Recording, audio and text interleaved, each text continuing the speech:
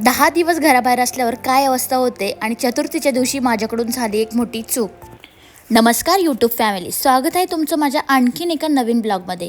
आजची सकाळ खरंच खूप प्रसन्न होती. उठल्या उठल्या आधी मस्त घराचे पडदे बाजूला केले, खिडक्या उघडल्या आणि छान कोवळं ऊन घरात आलं की घराची एनर्जीच बदलून जातं.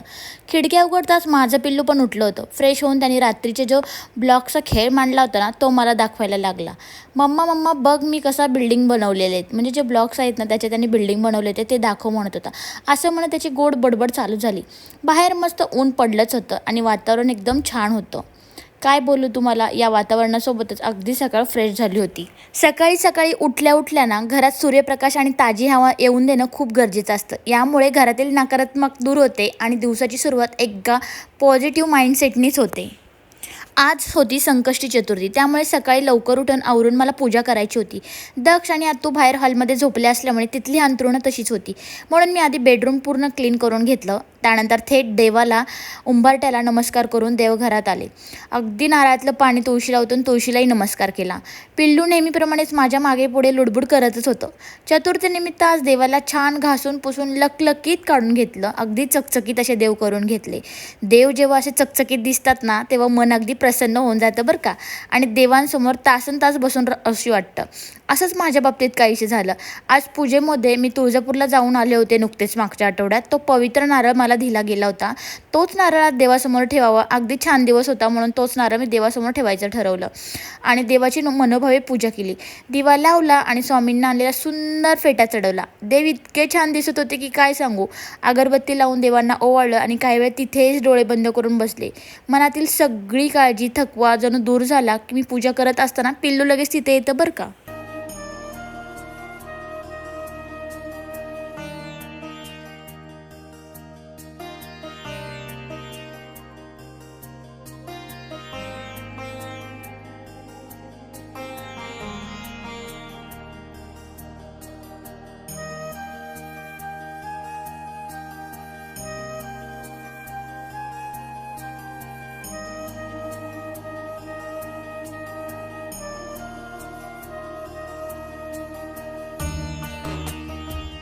चला तर मग आता छान अशी पूजा झालीच होती माझी. छान असं देवाला नमस्कार करून घेतला आणि बराच वेळ तिथे बसलेच होते. तिथे बसलेले बघून माझ्या पिल्लूला काय ते बघवेना आणि नेहमीप्रमाणे तो आला आणि त्यानेही छान नमस्कार केला. मुलांवर हे संस्कार लहानपणापासूनच होतात, जे बघून खूप छान वाटतं. आणि माझी दोन्ही मुलं अगदी मी पूजा करायला फक्त घंटीचा आवाज आला ते लगेचच धावत पळत येतात आणि जय बाप्पाला जय बाप्पा म्हणजे नमस्कार करतात. ते झालं. पूजा झाल्यावरती आत्तू तिच्या घरी निघून गेली. मग काय मी बाहेर सगळी अंथरुणं पटापट उचलली, घड्या केल्या आणि जागा रिकाम्या केली. दक्षला म्हटलं उठ आता पिल्ला, खूप वेळ झाला. पिल्लाचा टीव्हीवर कार्टूनचा आवाज नेहमीप्रमाणे फुल स्पीडमध्ये चालूच होता. आता वेळ होती घरातल्या सगळ्यात मोठ्या टास्कची. आम्ही मागचे 10-12 दिवस जरी घरी नव्हतो ना, त्यामुळे कपड्यांचा अक्षरशः डोंगर साचला होता. ते सगळे कपडे धुवून सुकले तर होते, पण आता त्यांना इस्त्री करायचे होते, बाहेर टाकायचे होते. मी म्हटलं टंगळमंगळ करत बसले तर हे काम 2 दिवस रेंगाळलंच होतं. म्हणून आठवण आहे तोपर्यंत पटापट सगळे कपडे यांचे घेतले, एका मोठ्या पिशवीत भरून बाजूला ठेवून दिले, जेणेकरून कधी गाडीवर राऊंड मारायला गेलं किंवा फेरफटका मारायला जाऊन गेलं तेव्हा ते इस्त्रीवाल्याची बॅग उचलायची आणि इस्त्रीवाले काकांकडे नेऊन देता येईल. असं करून मी ती बॅग एक साईडला नेऊन ठेवली की जी माझ्या लक्षात राहील, कारण 2 दिवसापासून माझ्या लक्षात येत नव्हतं. कामं वेळेवर नियोजन करून आवरले की डोक्याला तापच उरत नाही. हो ना, तुमच्या बाबतीत असंच होतं का? नक्कीच सांगा.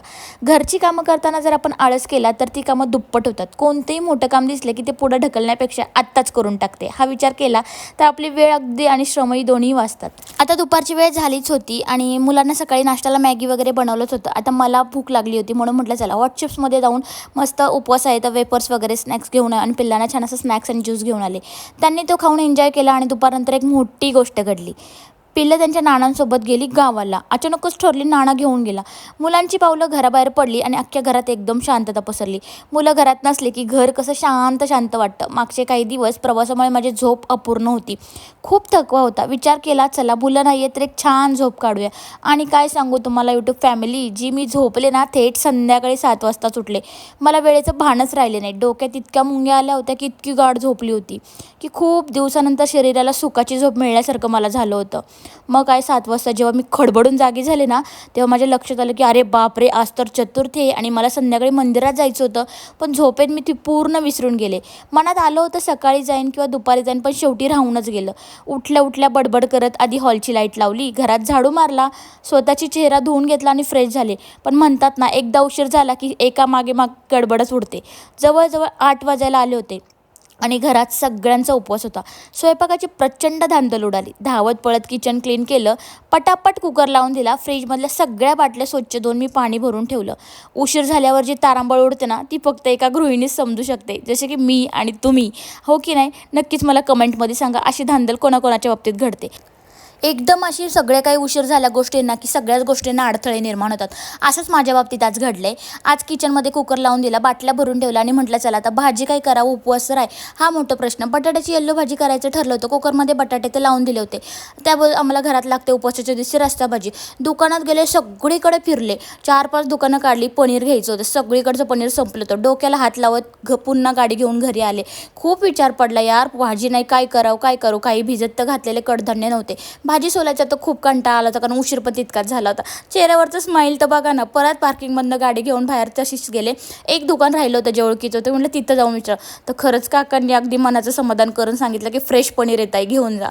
अगदी मन हलकं झालं आणि आनंदात घरी आले.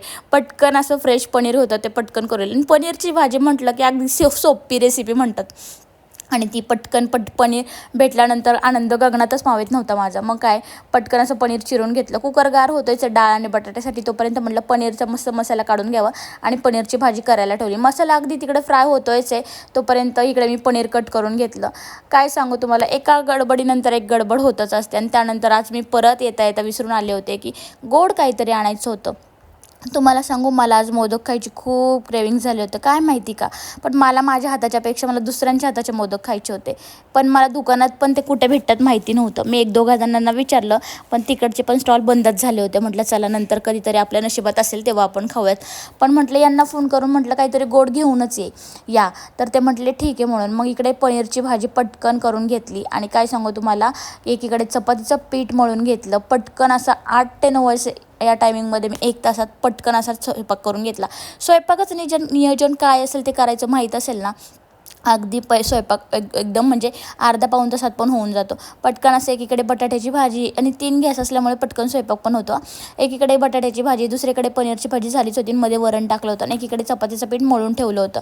अगदी चपातीचं पीठ मुरेपर्यंत म्हटलं किचन क्लीन करून घ्यावे, जेणेकरून भांडी सगळी खरकाटी म्हणा किंवा काय काय मी यूज केलेत ती घासून टाकावी, जेणेकरून जेवल्यानंतर, उपवास असल्यानंतर तुम्हालाही पण माझ्यासारखाच कंटाळा येत असेल. अगदी दिवसभर काही न खाल्ल्यामुळे रात्री हे सगळं काम आवरता जेवल्यानंतर काही करायची इच्छाच राहत नाही. म्हणून सगळे क्लीन करून घेतलं, किचन क्लीन केलं. गॅसवरती स्वयंपाकाची गरम गरम भांडी होती, ती पण बाजूला काढून ठेवली की गॅसही पुसून घेतला.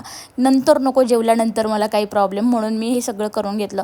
जवळजवळ 9:15 वाजले होते. आता मला करायच्या होत्या चपात्या. पहिलं किचन क्लीन करून घेतलं की जरा रिलॅक्स फील वाटलं. मग चपात्या करायला पण अगदी मूड फ्रेश झाला. इतक्या गरमी होती ना चपात्या करायच्या, सगळ्या गरमीमध्ये किचनमध्ये मला अवघड जाते ते चपात्या आणि भाकऱ्या करायला, कारण खूप सारी गरमी होते. काही विचारूच नका, आंघोळ केल्यासारखी गरमी होते. मस्त इकडे येल्लो बटाटा रेडी झालेला आहे. मस्त पनीरची भाजी मी केलेली आहे.